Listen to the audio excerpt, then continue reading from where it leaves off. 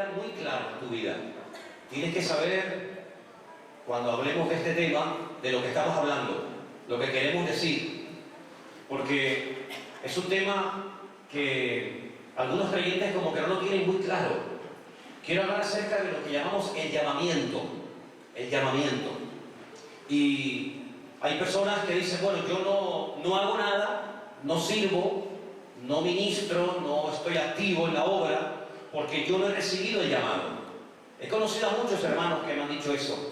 Y en el fondo, si te pones a pensarlo, realmente es como una especie de excusa. Da la impresión que para servir al Señor o para hacer algo, se te tiene que presentar un coro de ángeles o serafines o de querubines y tener una especie de visión, de revelación mística. Y entonces cuando tienes esa experiencia, pues ya tengo el llamado y a partir de ese momento ya puedo comenzar a remangarme las mangas y comenzar a trabajar y a servir al Señor. Y vamos a ver en esta tarde, yo creo que cosas muy importantes acerca del tema del llamamiento, porque la Biblia le da mucha importancia a esos llamamientos particulares, pero también hay un llamamiento general en el que estamos todos incluidos, independientemente de cómo o qué sistema o qué forma ha utilizado el Señor para llamarte o para atraerte a su presencia. Y en esta tarde yo le he pedido a Elena y a Vanessa que según vayan pasando los diferentes puntos que vamos a ir tocando, ellas me ayuden leyendo una serie de versículos, pues queremos que esta exposición de la palabra en esta tarde esté basada 100% en la Biblia, en la Escritura. Queremos que la Escritura hable por sí misma. No queremos echar mano de opiniones personales ni de experiencias, sino decir simplemente lo que dice la Biblia. Y que usted vaya analizando, usted vaya viendo a la luz de la palabra de Dios todo lo que la Biblia dice acerca del tema del llamamiento.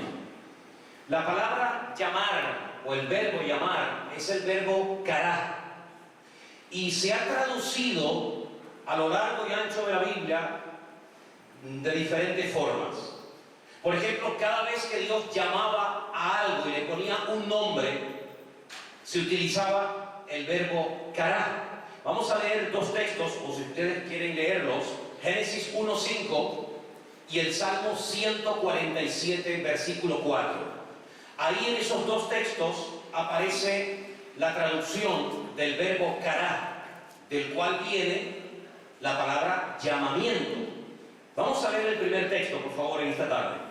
Y llamó Dios a la luz día, y a las tinieblas llamó noche, y fue la tarde y la mañana un día. ¿Se oyó bien?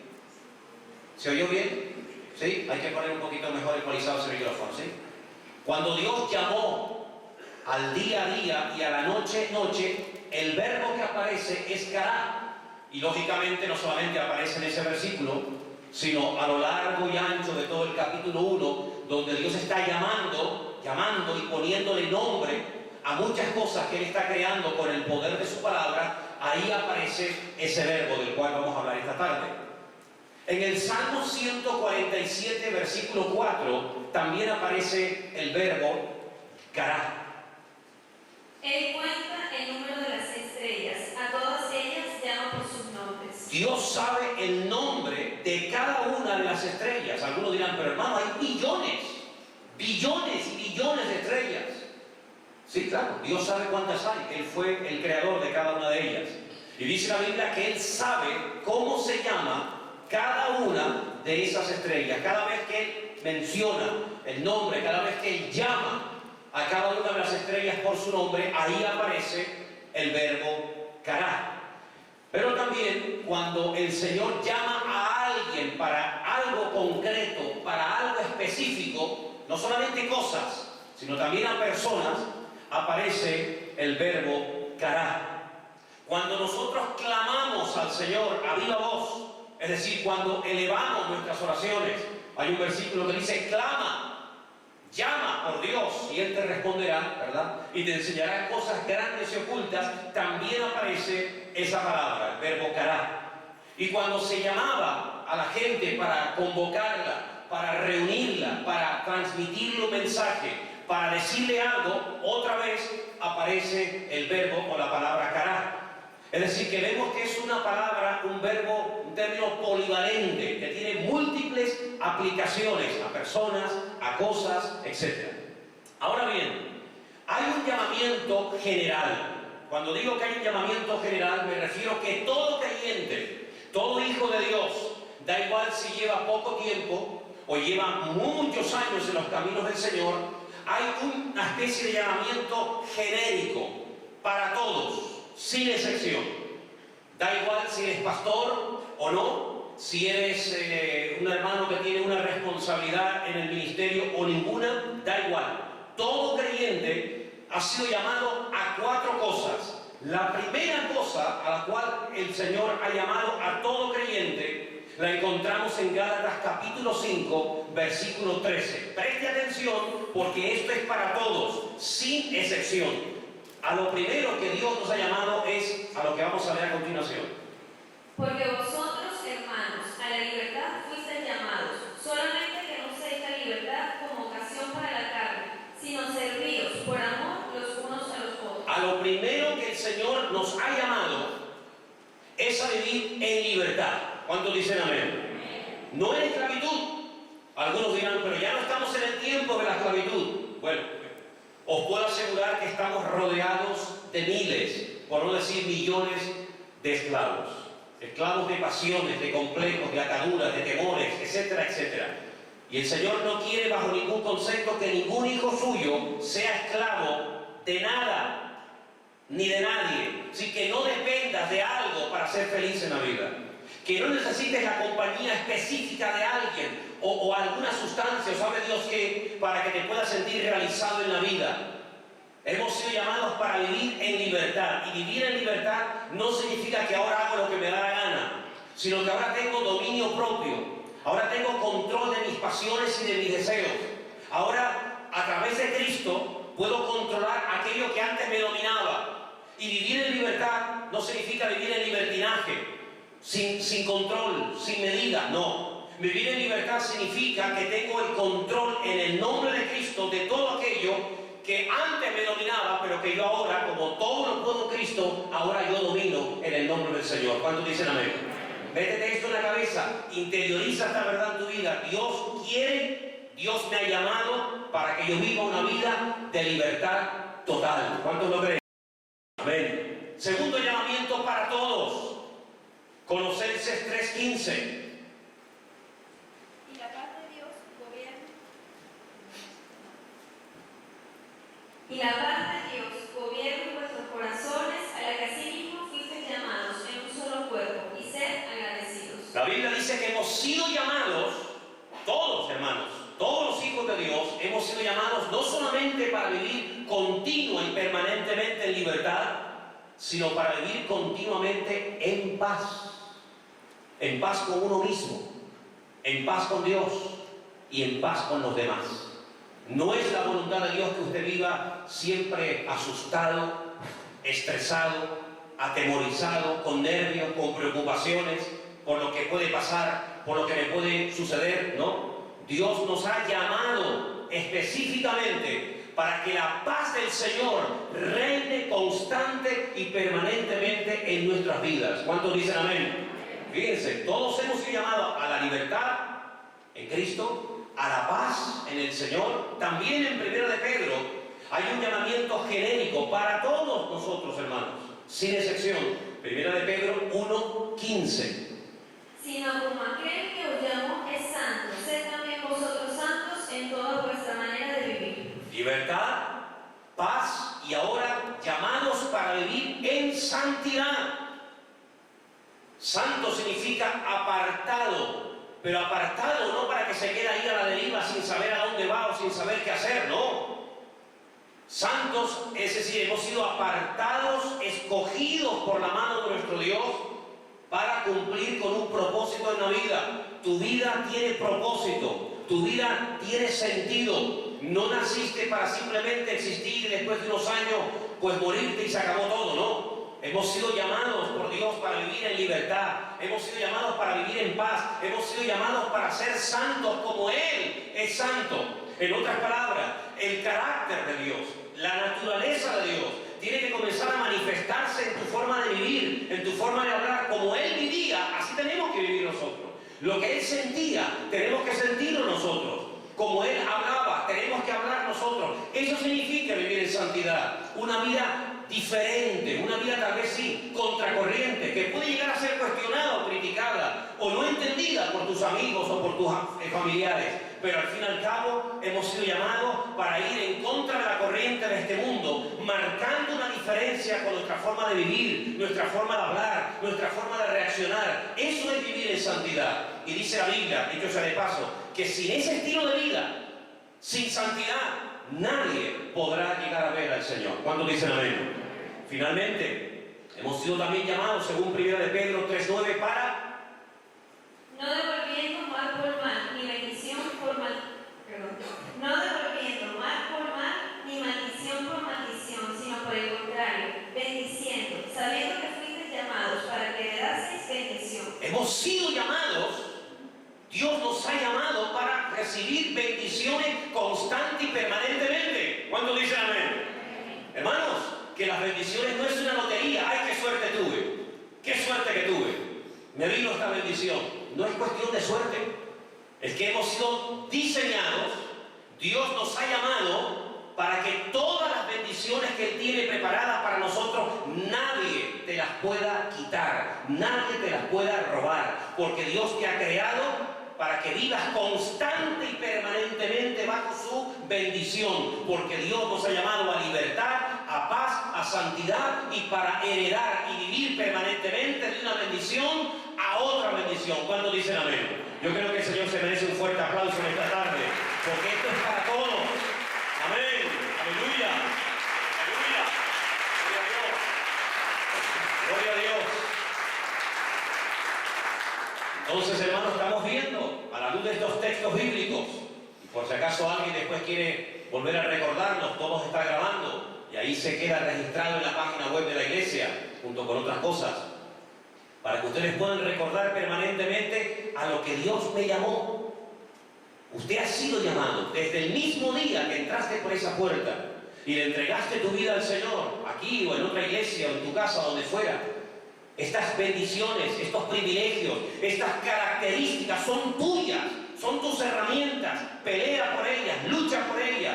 No pierdas tu libertad tan fácilmente, no te vuelvas otra vez a enredar y perder la paz, perder la bendición, perder la presencia del Señor en tu vida, porque el Señor te ha llamado para que estas cosas sean tuyas y nadie te las pueda arrebatar. ¿Cuántos dicen un fuerte amén? Ahora alguien puede preguntarse, bueno, ¿y esto va a ser siempre así? El Señor no se va en algún momento a retractar, no se va a cansar de mí. Yo que me he apartado, me he enfriado y he tropezado y he pecado tantas veces después de haberle conocido, ¿no se terminará hartando en algún momento Dios de mí? ¿Tendrá esta pregunta respuesta? Por supuesto, todas nuestras preguntas tienen respuesta. Si no las sabes, pues yo te las voy a dar. Y para que te quedes tranquilo y sepas que lo que el Señor tiene para ti, nada ni nadie te lo puede robar. Quiero que leamos Romanos 11, versículo 29, para que veas que en ningún momento, en ninguna situación, el Señor se va a arrepentir, como diría en otra versión, nunca le va a doler en tu corazón el haber mandado a su Hijo para que muriera por ti en la cruz.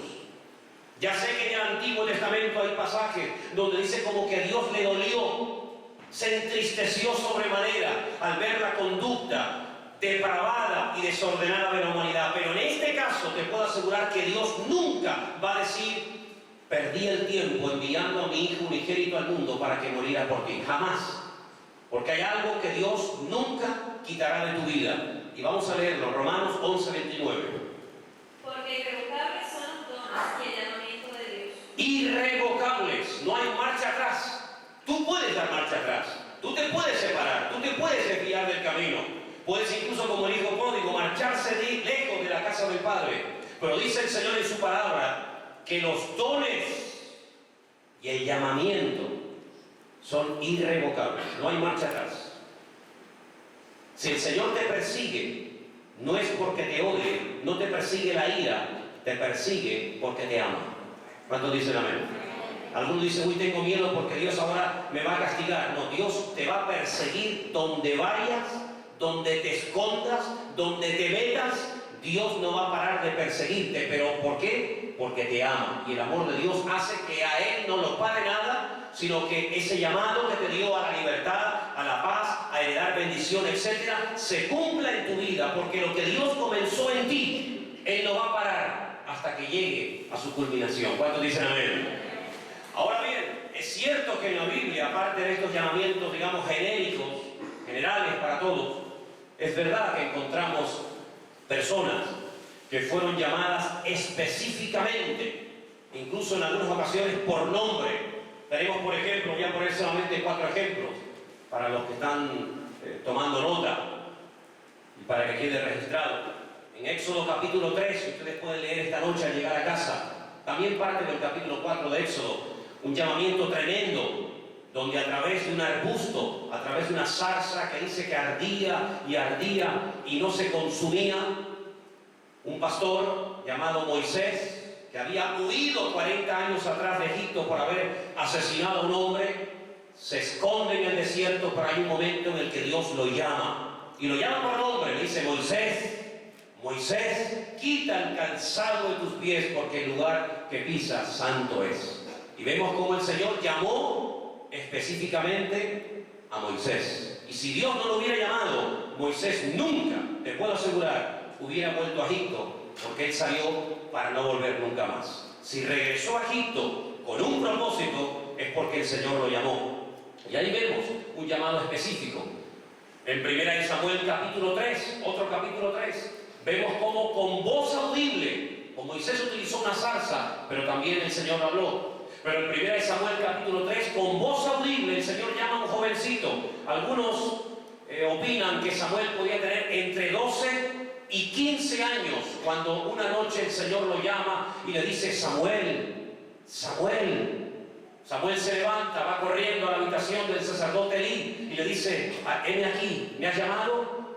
El sacerdote Elí dice, no, yo no te he llamado, vuelve a acostarte, hasta que reconoce que el que lo está llamando no es un hombre, el que lo está llamando es el mismo Dios, por nombre propio, con voz audible. También tenemos en Isaías capítulo 6 un llamamiento extraordinario a través de una visión.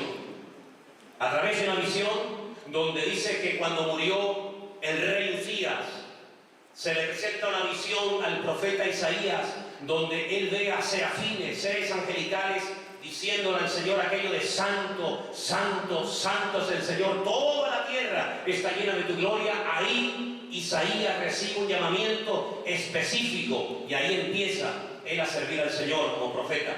También tenemos en el capítulo 2 del libro de Ezequiel un llamamiento tremendo, un llamamiento a un profeta que conocemos con el nombre de Ezequiel.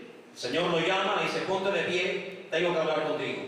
Y le dice, te voy a mandar a un pueblo duro, a un pueblo rebelde, a una gente desobediente, que no te van a oír, pero nunca podrán decir que no hubo profeta entre ellos.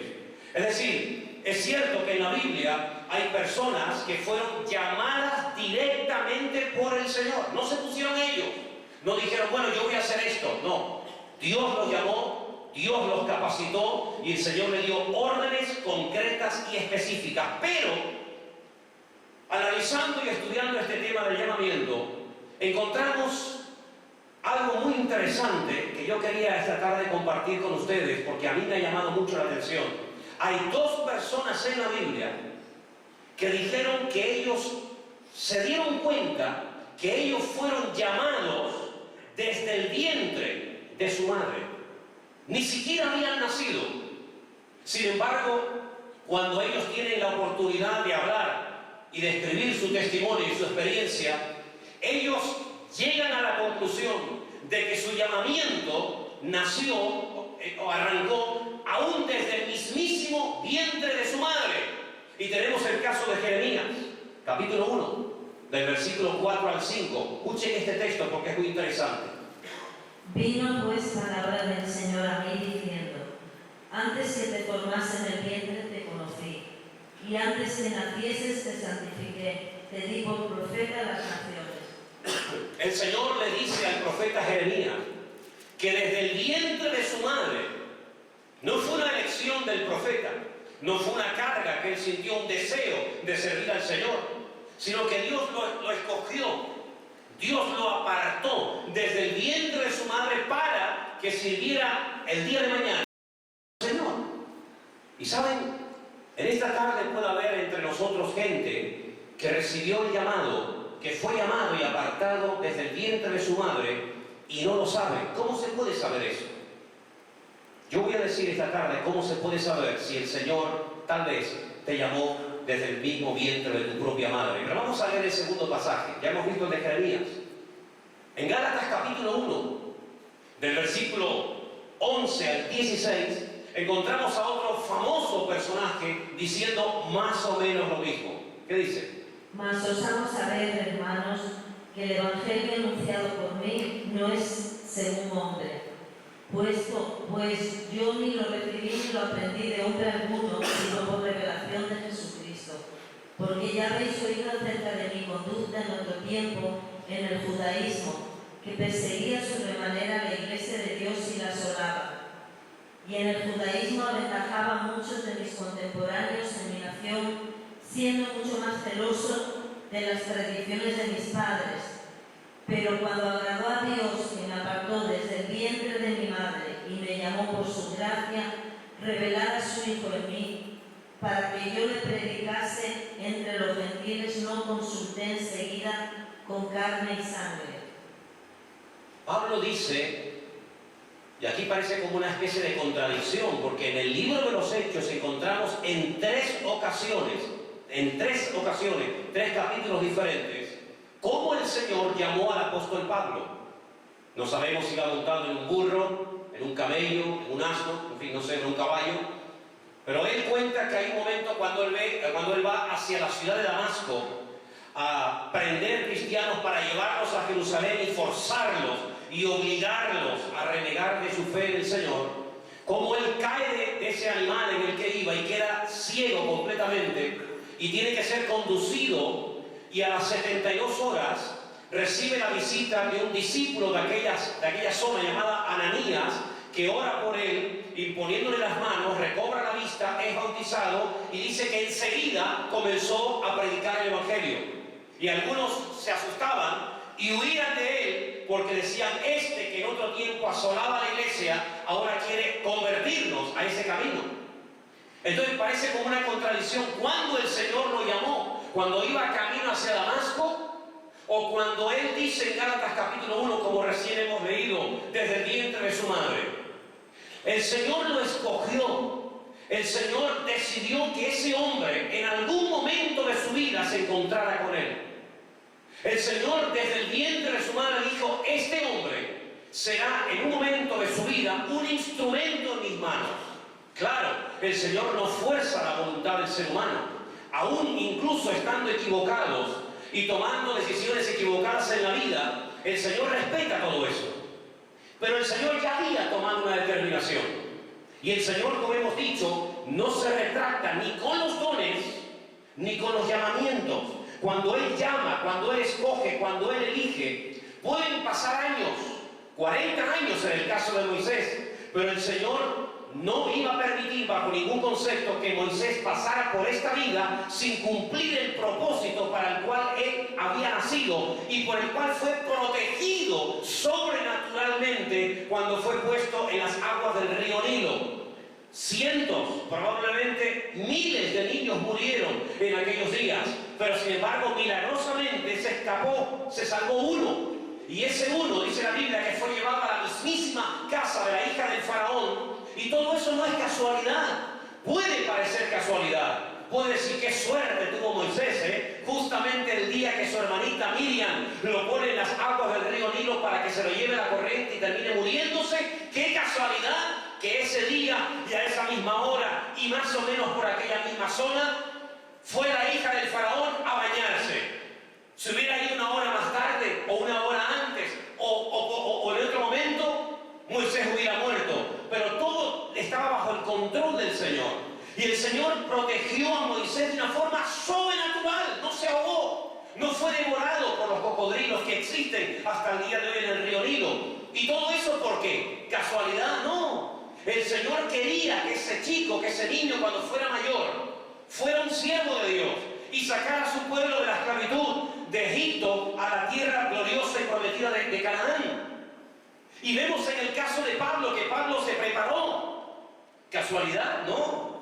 Su padre lo envió para que estudiara bajo la cobertura, bajo la tutela del mejor maestro, del mejor rabino de la época, nieto de Gilel, un famoso rabino de aquellos tiempos. En este caso era Gamaliel. Se preparó, aprendió la escritura, aprendió a utilizar las sagradas escrituras, y cuando llegó el momento, el Señor se le apareció. Pero no fue casualidad, sino que ya el Señor había tomado una decisión desde el vientre de su madre para que ese joven algún día fuera un tremendo instrumento en las manos del Señor. Vemos también el caso de Juan el Bautista. La Biblia nos enseña que Juan el Bautista fue escogido por el Señor para ser el último profeta.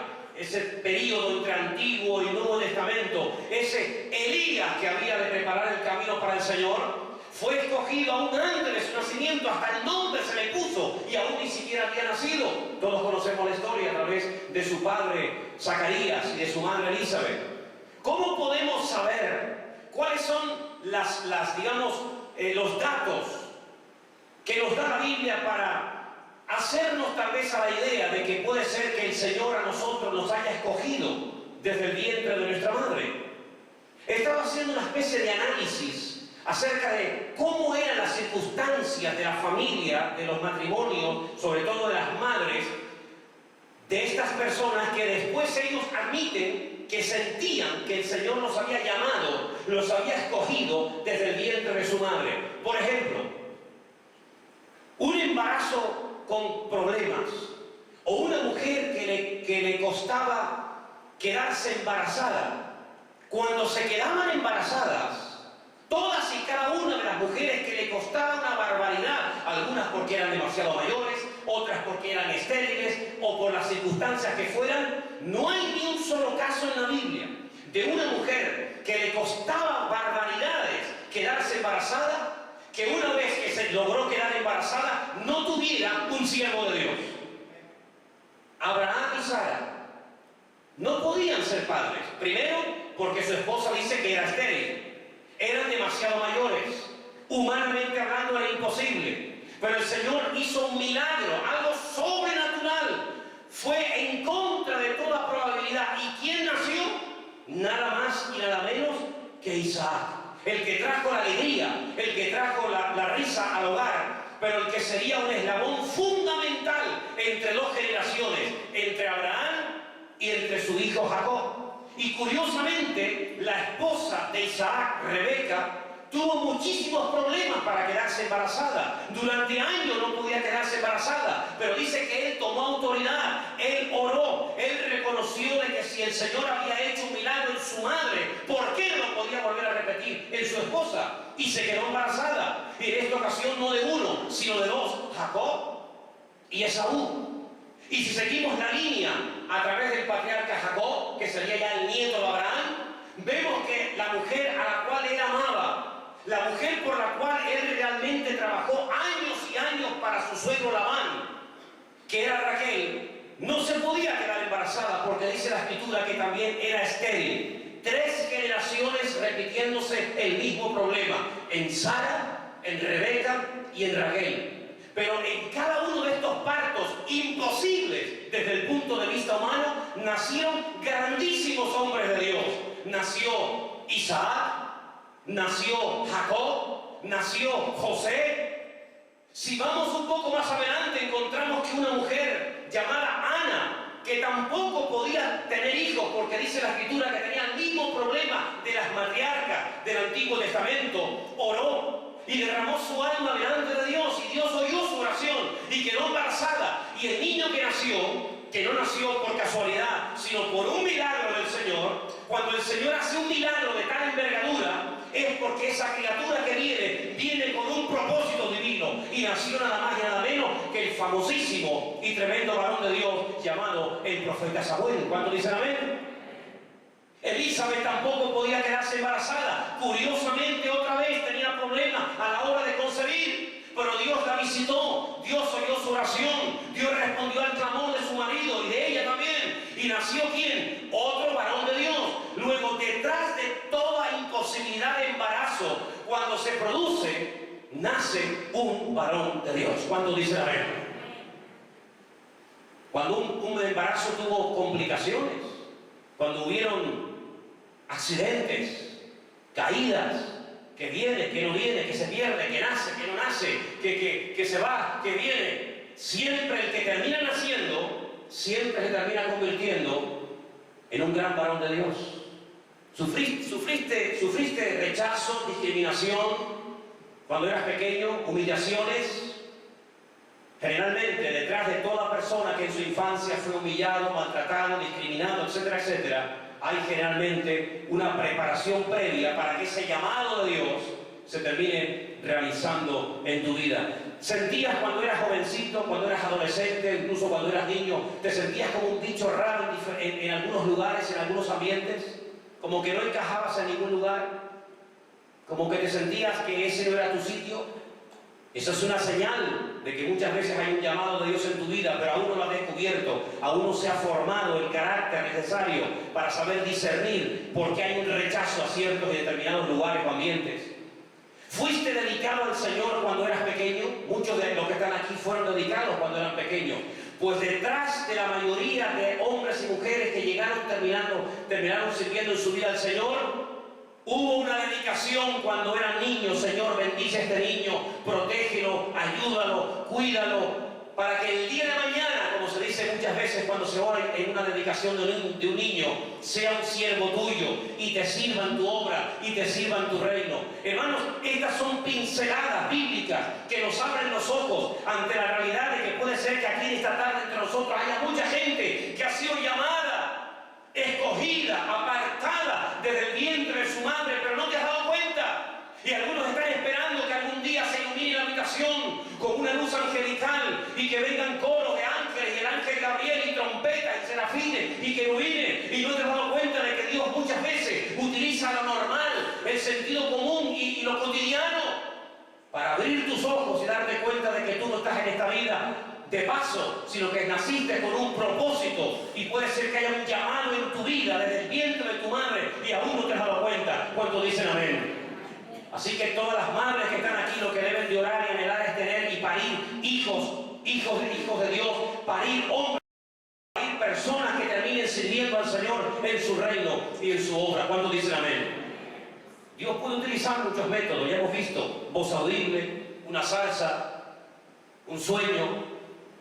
Pero hay tres cosas muy importantes que vamos a analizar en esta tarde acerca de cómo a veces lo que nos parece normal, cotidiano y hasta rutinario, en el buen sentido de la palabra, puede ser una forma que el Señor esté utilizando para hablarte y para abrirte los ojos de que Él te está llamando hace mucho tiempo. Segunda de Tesalonicenses capítulo 2, versículos 13 y 14. Preste atención a ese texto, por favor. Pero nosotros debemos dar siempre gracias a Dios respecto de vosotros, hermanos amados por el Señor, de que Dios os haya escogido desde el principio para salvación, mediante la santificación por el Espíritu y la fe en la verdad, a lo cual nos llamó mediante nuestro Evangelio para alcanzar la gloria de nuestro Señor Jesucristo. Dios nos llama a su servicio muchas veces a través de su bendita y poderosa palabra. ¿Cuántos dicen amén? Se predica, se expone, se enseña la palabra, y la palabra te sacude, la palabra te habla, la palabra te abre los ojos, te indica que hay otro modelo, otro estilo de vida, otras formas de vivir que no son las normales, ¿verdad? No te has planteado nunca tal vez el decir, bueno, ¿yo qué voy a hacer con mi vida? Deportista, médico, abogado, arquitecto, bombero, lo que sea. Pero cuando se habla de la palabra, el Señor comienza a trabajar con tu vida, nace un fuego en tu corazón y comienzas a sentir cosas que antes no habías sentido. Comienzas a tener carga por cosas que antes ni te preocupaban lo más mínimo. Porque la palabra muchas veces es el instrumento divino que el Señor utiliza para poner en tu corazón el fuego de servir al Señor algún día en su obra. Así que presta atención a cada mensaje, porque a veces en un mensaje Dios te puede estar llamando y te puede estar hablando con una contundencia tremenda y no te has dado cuenta. Pero hay otra forma también, como a veces el Señor pone a personas a servirle en su obra. Y esto puede ser muy sorprendente, porque después de leer estos dos textos, les voy a hacer una pregunta, pero primeramente tienen que escucharlos. Primera de Timoteo 1, del 1 al 3. Preste atención para que usted vea cómo Timoteo empezó su ministerio. Primera de Timoteo 1, del 1 al 3. Pablo, apóstol de Jesucristo, por mandato de Dios nuestro Salvador y del Señor Jesucristo nuestra esperanza, a Timoteo, verdadero hijo en la fe, gracia, misericordia y paz de Dios nuestro Padre y de Cristo Jesús nuestro Señor. Primera Timoteo 1, del 1 al 3. Sí. ¿Sí? ¿Lo dice ahí como te rogué? Perdón, el 3. Como te rogué que te quedases en Éfeso cuando fui a Macedonia para que mandases a algunos que no enseñen diferente doctrina. Todos sabemos, según el libro de los Hechos, cómo nació la iglesia en la ciudad de Éfeso. Una ciudad enorme, una ciudad gigantesca, una ciudad que era de paso. Y allí habían levantado y construido templos a todo tipo de divinidades para que cuando vinieran de todas partes del mundo, pues los comerciantes, los vendedores, se sintieran a gusto y pudieran ir a sus respectivos templos, a adorar sus correspondientes divinidades. Pablo estuvo 2 años, fue la ciudad donde más tiempo estuvo, 2 años predicando en Éfeso. Un ministerio tremendo. Dice que allí lo apedrearon. Él dice también en otro pasaje que allí peleó contra fieras. Puede ser que hasta en Éfeso el Señor lo resucitara. Da a entender de que puede ser que el Señor lo resucitara después de haber sido apedreado y darlo por muerto y echarlo fuera de la ciudad. Allí dice que peleó contra fieras. Allí estuvo 2 años sembrando y predicando la palabra. Empezó con un pequeño grupito de 12 personas que cuando los ve les dice: hermanos, ustedes en qué fueron bautizados. Si nosotros hemos sido bautizados en el bautismo de Juan. No tenían muy claras las ideas, las doctrinas.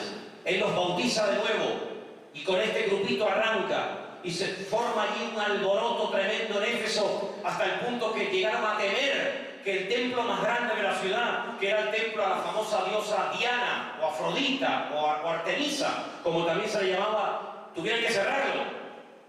Cuando Pablo se marcha después de 2 años de haber fundado la obra, después de haberla pastoreado, y seguramente, como dijimos cuando estudiamos las famosas 7 iglesias del Apocalipsis, que seguramente de esa ciudad salieron obreros a otras ciudades cercanas como Esmirna, Tiatira, Pérgamo, Sardis, la Odisea, a abrir obra. Él le ruega, él le pide a su discípulo, a su hombre de confianza, como era Timoteo, que se quede pastoreando la iglesia de Éfeso. Si yo les pregunto a ustedes, que era lo que les iba a preguntar antes, ¿dónde encontramos en la Biblia el llamamiento a Timoteo? Usted no lo va a encontrar. Porque Timoteo no tuvo un llamamiento específico como tuvo Isaías, o Ezequiel, o Samuel, o Moisés, sino que Timoteo acompañó a Pablo, un joven que Pablo lo conoce, y le dice: vente conmigo, ven y ayúdame. Él se enrola en el equipo ministerial del apóstol Pablo, viaja con él, aprende, escucha, madura con el apóstol Pablo, y cuando llega el momento, Pablo dice: mira, yo me tengo que ir ahora a otra ciudad. He sentido en mi corazón que mi tiempo aquí se ha terminado y me tengo que ir a otro sitio, a extender el reino, a extender el evangelio. Te ruego, te pido, por favor, que te quedes en Éfeso. Aún hay mucho trabajo que hacer. Se van a levantar de entre los ancianos de la iglesia, escucha bien, entre los ancianos de la iglesia se van a levantar lobos rapaces que no van a perdonar el rebaño, te van a menospreciar, te van a criticar, te van a hacer la guerra. Pero tú tranquilo, cumple tu ministerio.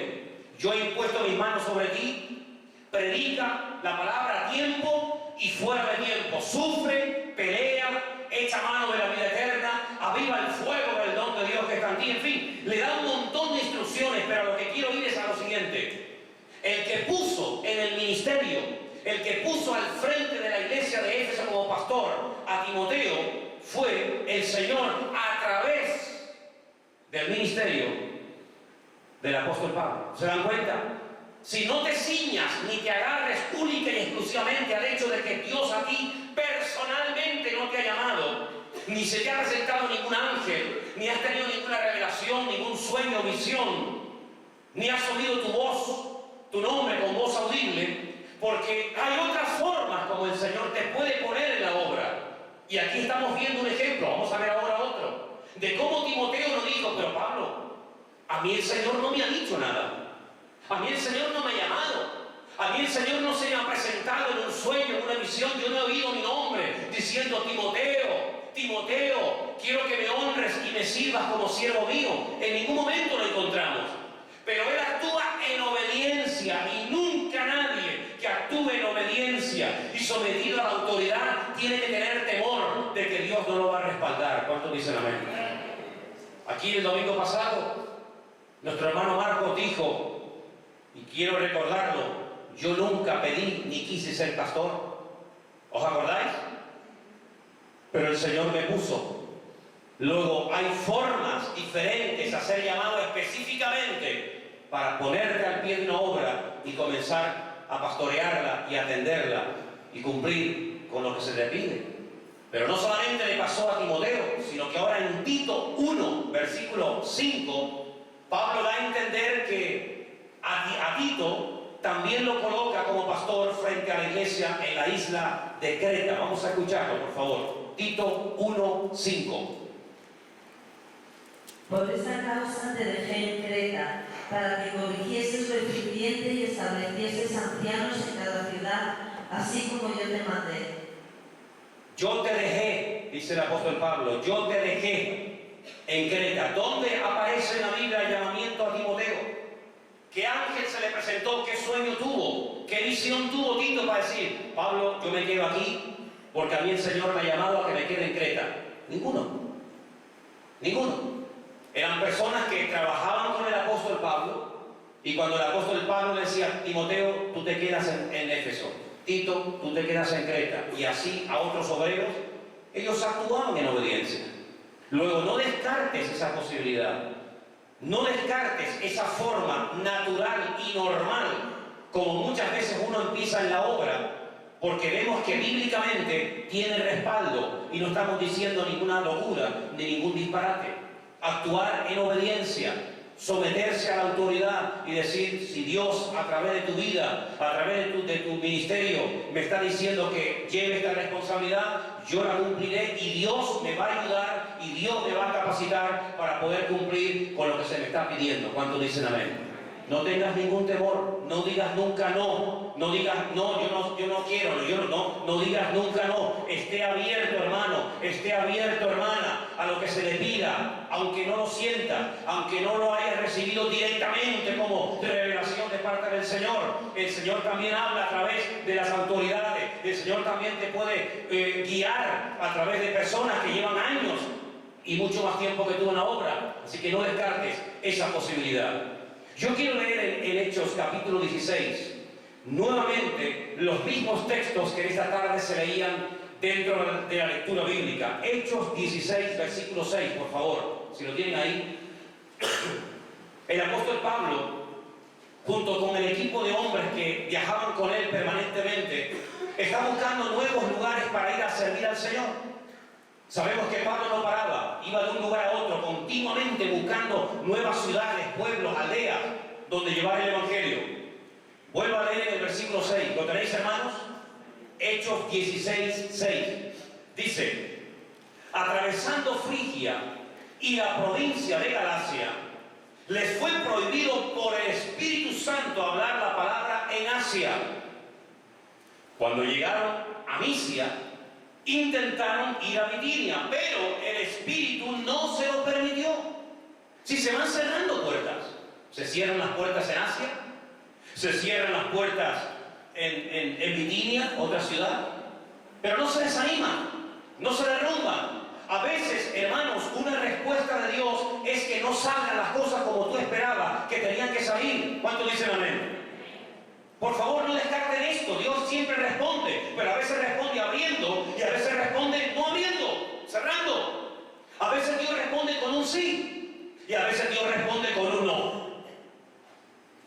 Pero muchas veces esperamos que Dios abra la puerta que yo quiero que se abra, y Dios dice que puerta que Él cierra nadie puede abrir. y puerta que él abre, nadie puede cerrar. Por lo tanto, no le digas a Dios cómo tiene que guiar tu vida. Dile simplemente, guía mi vida, Señor. Y si yo quería que era por este camino, pero no me dieron la beca, se me cerró la... no se ve la circunstancia, no hay posibilidad, pues puede ser que el Señor me esté diciendo, si a mí me pides que te guíe, y te estoy cerrando puertas, y te estoy mostrando que no van por ahí los tiros, párate, cambia de dirección y busca por otro lugar, hijo. No te empecines, no te encierres en lo mismo. No, aquello, pero que no se da, no te das cuenta. No presiones circunstancias, no fuerces situaciones. Si no se da, no te derrumbes. Gloria a Dios que se cerró esa puerta. Cuando se cierra una puerta, probablemente la que tenías que haber atravesado, aún no la has descubierto en tu vida. Entonces él sigue adelante. Y en el versículo 8 dice, pasando junto a Misia, descendimos a Troas.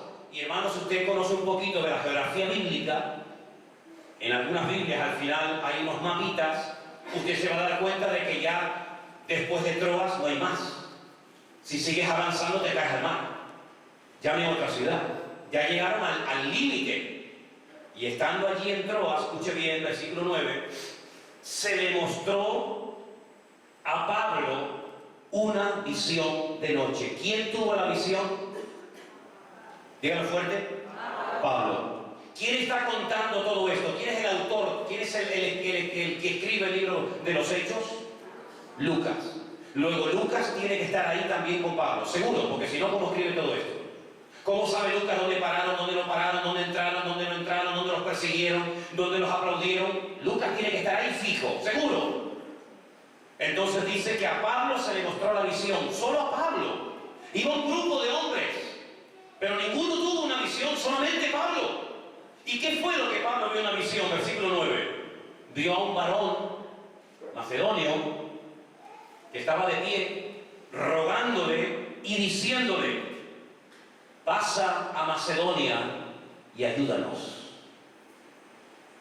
Ahora escuche bien el versículo 10. Cuando vio la visión, enseguida procuró. ¿Dice eso en su Biblia? Corríjame, porque estoy leyendo mal, usted me tiene que corregir. Estoy leyendo incorrectamente. Cuando vio la visión, enseguida procuró. No dice procuró. Cambia del singular al plural. Fíjese. Cuando vio la visión, ¿quién? Pablo. Enseguida procuramos partir para Macedonia, dando por cierto que Dios nos llamaba para que les anunciásemos el Evangelio. ¿Quién tuvo una visión de noche donde dice que ve a un hombre, seguramente por su forma de vestir, por su apariencia exterior, que era de otro continente, era de Europa, era de Macedonia? ¿Quién vio a ese hombre y oyó la voz de este hombre macedonio diciéndole durante una visión durante la noche, ven, pasan y ayúdennos? ¿Quién vio eso? ¿Quién tuvo esa experiencia? Pablo. Pablo seguramente la cuenta. Miren, hermanos, anoche estaba orando, estaba durmiendo y tuve una visión. Vi esto y aquello. Oí estas palabras. Los que están allí, que está Lucas, seguro, que está Silas, seguro, Silas y Silvano, van a ver que hay dos nombres diferentes, es la misma persona, Silas y Silvano es el mismo. ¿Por qué sabemos que estaba Silas? Porque si usted sigue leyendo la historia, que me gustaría que la leyeras esta noche en casa, a partir del versículo 11, vas a encontrar que cuando llegan, dice que los azotan con varas a Pablo y a Silas y los meten en la cárcel. Luego, Silas tenía que estar seguro. Seguramente estarían más personas, pero no va a mencionar a todas, a cada una. Fíjate qué interesante que podían haber dicho, bueno, Pablo, el Señor se te presentó aquí en una visión, te dio una visión, te está mostrando cuál es el lugar. Tú estabas hace tiempo buscando un lugar nuevo, una ciudad virgen, donde nadie había ido con el Evangelio. Bueno, pues vete tú. Nosotros nos quedamos aquí orando hasta que el Señor a nosotros nos confirme si esto es de Dios o no es de Dios. En ningún momento actuaron así. En ningún momento se descolgaron, se desconectaron y dijeron, bueno, al fin y al cabo, al que está llamando es a ti, no a mí. No, así no actúa un creyente maduro. Aquí somos una piña Y dice la Biblia que cuando estamos unidos, unánimes, juntos, con un mismo sentir, que hay bendición y vida eterna. A los que a ti te llaman, a mí también. Y a lo que a ti te pase, a mí también me pasará. Eso es lo que se actuaba en aquellos días. Ese es el espíritu que tenemos que retomar hoy en día. No trabajamos como miembros independientes, la mano por un lado, el pie por otro, la cabeza por otro lado, una oreja por un sitio. No, somos un cuerpo. Y si estamos bajo la cobertura de este ministerio, si estamos trabajando con este hombre que Dios ha levantado y está usando tanto, lo que el Señor te muestra a ti es como si nos lo mostrara a todos. Así que si el Señor te ha dicho que vayamos a Macedonia vamos. Y allí se fueron todos. Y en ningún momento cuestionaron el llamado. Porque cuando fueron apedreados, cuando llegaron y se encontraron que había una situación complicada y los meten en la cárcel y los torturan, en ningún momento cuestionan y en ningún momento dicen: Pablo, no te habrás equivocado. Pablo, aquí no fluyen las cosas, aquí vamos de mal en peor. En ningún momento. Porque ellos saben perfectamente que a veces el llamamiento implica persecución. Porque ellos saben perfectamente que servir al Señor nunca ha sido fácil. Y que en algún lugar te aplaudirán, pero en otros muchos lugares te podrán insultar o apedrear o incluso hasta quitarte la vida. Pero ellos cogieron todo el paquete y dijeron: si Dios te llama, vamos a apoyar este llamado y vamos a tirar todos juntos del carro. ¿Cuántos dicen amén? Entonces te estoy mostrando esta tarde, hermano, a través de diferentes pasajes, cómo hay llamados específicos. Moisés, Samuel. Sí, es verdad, no podemos negar. Pero también hay momentos en los que el llamado, la forma como el Señor despierta y activa ese llamamiento, esa carga, es a través de trabajar en equipo, teniendo una misma visión, teniendo una misma meta, un mismo objetivo, y sumándonos al carro y dejando que el Espíritu nos guíe a través de una autoridad que Dios ha levantado para extender su palabra en este mundo. ¿Cuántos dicen amén? Así que la excusa de decir yo no sirvo porque no he sido llamado, no funciona. Hay un refrán que dice: el que no vive para servir, no sirve para vivir. Vivimos para servir a Dios. Todos hemos sido llamados para servir a Dios. Evidentemente a unos Dios los usará de una manera y a otros de otra manera. El llamamiento puede ser una carga que Dios pone en tu corazón, un deseo que el Señor pone en tu vida. Ves una necesidad y quieres que el Señor cuente contigo. Claro, luego viene una preparación, evidentemente. Luego viene, digamos, un trato, el dejarnos tratar, moldear, podar por el Señor. Claro, todo eso va en el paquete. La Biblia nos enseña que en el Antiguo Testamento Samuel se dio cuenta de que mucha gente quería ser como él, querían también ser profetas.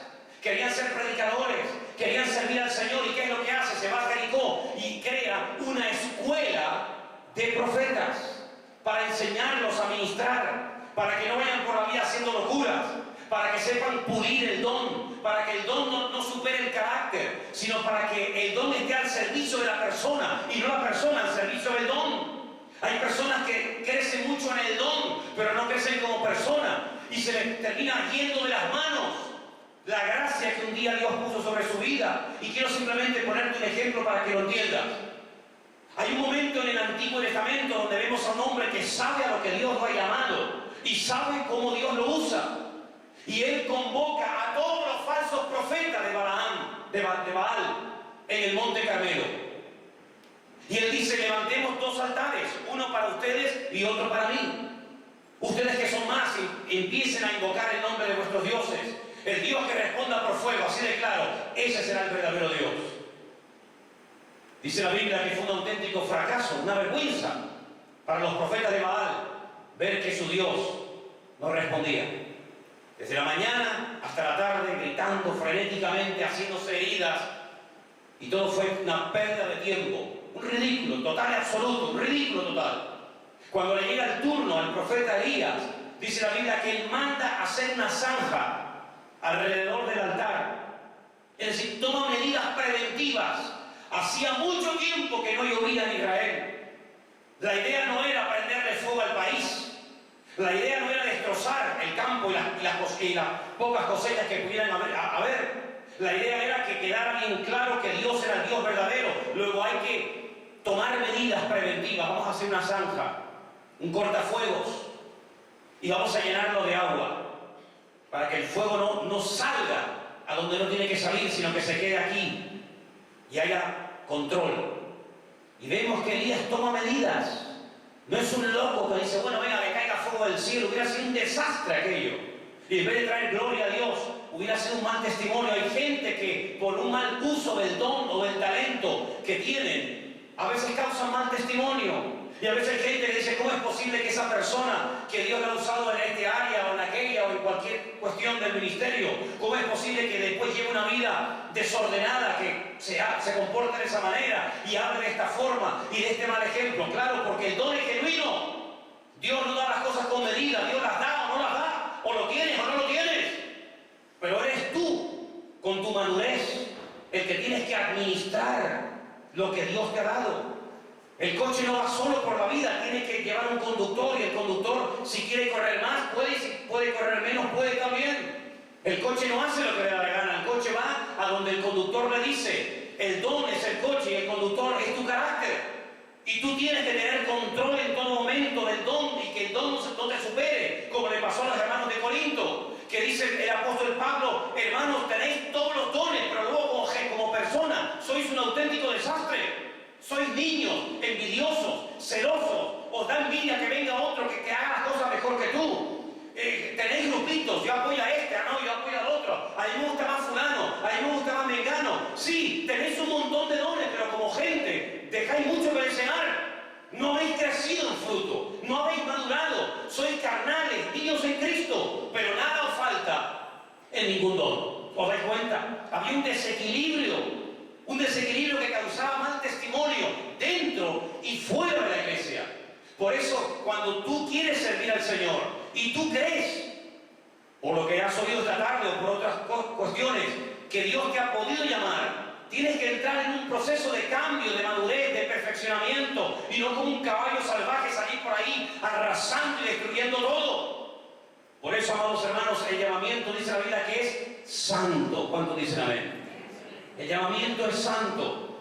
Y el llamamiento, cuando Dios nos llama, no es para que te levantes tú, es al contrario. El llamamiento es para anularte a ti y para que Él sea levantado. Juan el Bautista lo entendió a precio de su vida. Es necesario que yo, sido llamado, mengüe. Pero el que me ha llamado, Él es el que tiene que destacarse. Y Él es el que tiene que ir a más. Y yo cada vez tengo que ir a menos. Llegó un momento en el que ya era una persona que pasaba totalmente desapercibida, pero al fin y al cabo eso es el llamamiento. Es tomar la conciencia, tomar la responsabilidad de que hay un trabajo que realizar, que Dios no lo ha delegado a los ángeles. Seguramente si Dios le hubiera dicho hace 2000 años a los ángeles, a los millones de ángeles que tienen su gloria, vayan por el mundo y prediquen el Evangelio, métanse en salas de cine, métanse en las televisiones, métanse en los parlamentos, vayan por los estadios, vayan por todo el mundo, aparezcan visiones en el cielo, aparezcanse a personas ateas, personas que están en ritos satánicos, aparezcanse así de repente y prediquen el Evangelio. Seguramente se hubieran convertido millones de personas con esas apariciones angelicales, y seguramente hubieran sido más fieles y constantes y responsables que nosotros los cristianos. Seguramente, pero Dios no delegó ni les dio ese privilegio a los ángeles. Los ángeles no fueron creados para predicar el Evangelio, fueron creados para ayudar a nosotros que hemos sido comisionados para predicar el Evangelio y servir al Señor. Cuando dicen amén. Y por eso, amados hermanos, tenemos un peso sobre nosotros. Dijo un famoso poeta cubano, Pastor Rodolfo Loyola, cuando le preguntaron: para usted, ¿qué es el llamamiento? Él, con ese estilo poético que utilizaba continuamente en sus exposiciones, dijo: el llamamiento es como una especie de una espina que se te clava en el corazón. Si te la quitas, si quieres ignorarlo, te mueres. Pero si te la dejas, vivirás toda tu vida sabiendo que hay una espina clavada en tu corazón. Hubieron hombres a lo largo de la historia, Jeremías, Ezequiel y otros, que dijeron: no voy a hablar más, no me hacen caso, no cambian, son rebeldes, son testarudos, son de dura cerviz, me callo y no voy a hablar nunca más del Señor, dice que dentro de ellos había un fuego, y era el fuego de Dios, que nada ni nadie lo puede apagar en este mundo. ¿Cuántos dicen amén?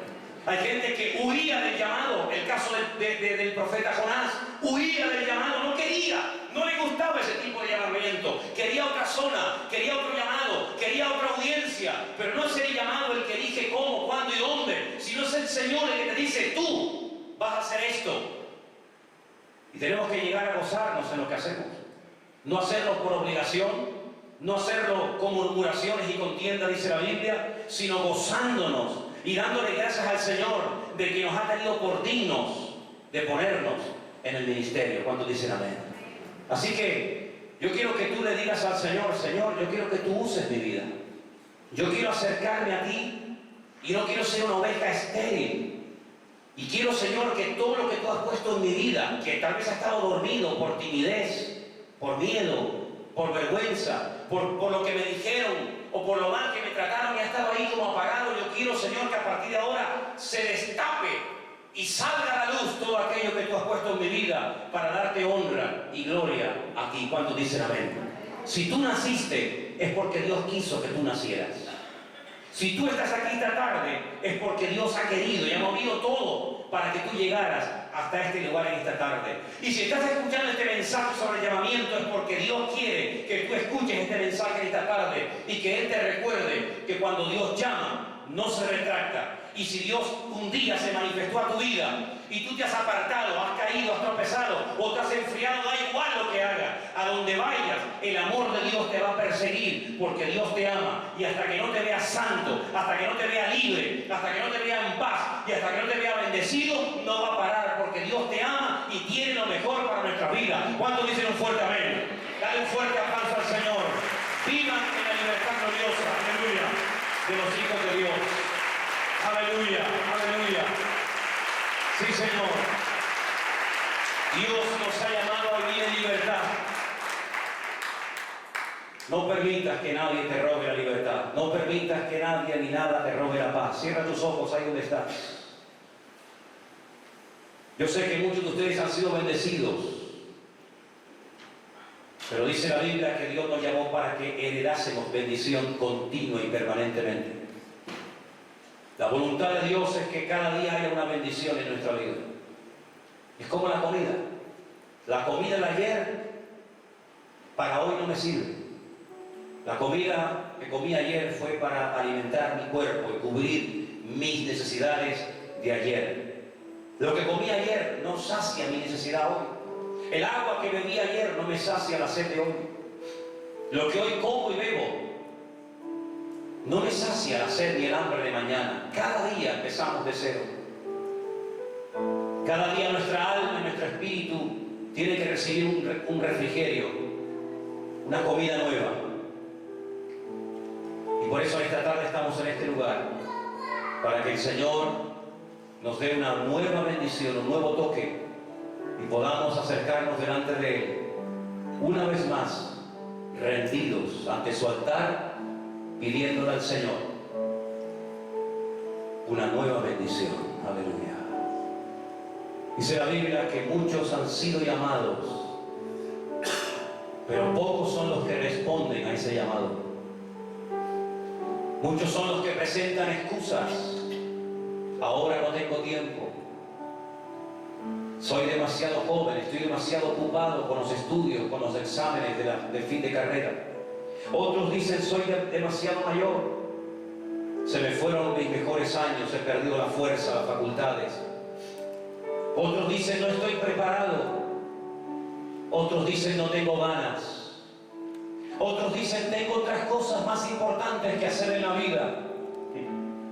Siempre hay excusas, siempre hay algo que desplaza lo principal.